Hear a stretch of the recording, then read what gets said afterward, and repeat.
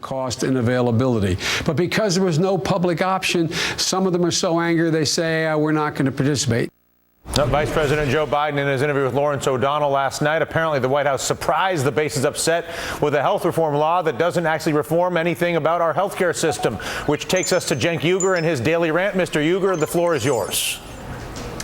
Thank you, Dylan. There's Joe Biden, perfect example, saying that his base is whining. The president said that the actions of the base is inexcusable and irresponsible. How dare they challenge the president? Well, Mr. President and Mr. Vice President, let me tell you what you did wrong, what you screwed up.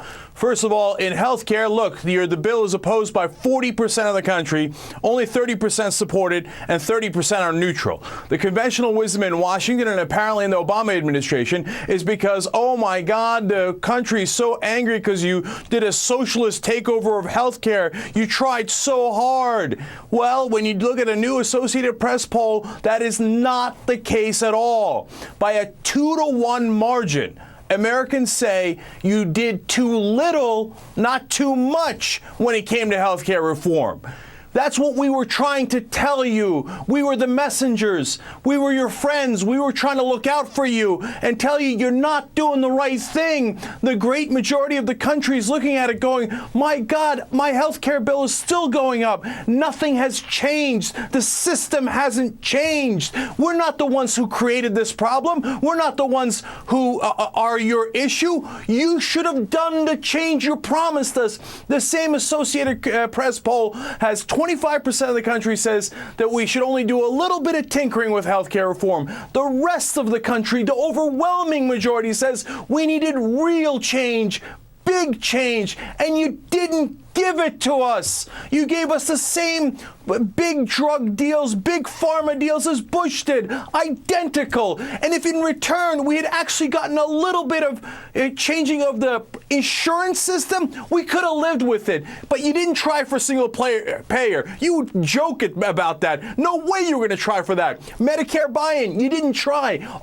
And then on top of all that, we said maybe just a tiny bit of change. The public option, it's not a big deal, but it's something. It provides some competition. And what did you do, Mr. President? You didn't try for that either. You dismissed it. You laughed at it, and you still laugh at it. Guess what? The rest of the country is now laughing at you because you didn't give them the change they asked for. And then you try to come and blame the messenger. Look, you live in a bubble inside D.C. where you're trying to please all your Washington buddies, the right-wingers and the media who tut-tut at you.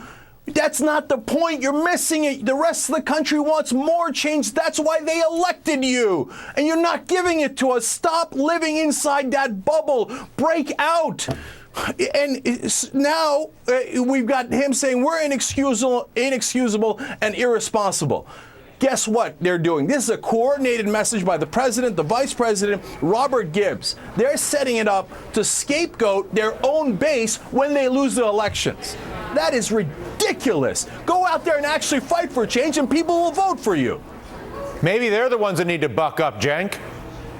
Hell yeah, they need to buck up, and they need to figure out what's wrong with their own house instead of worrying about, oh, how does it look? Did I please Mark Halperin? Did I please the media in Washington, D.C.? Does the bubble love me enough?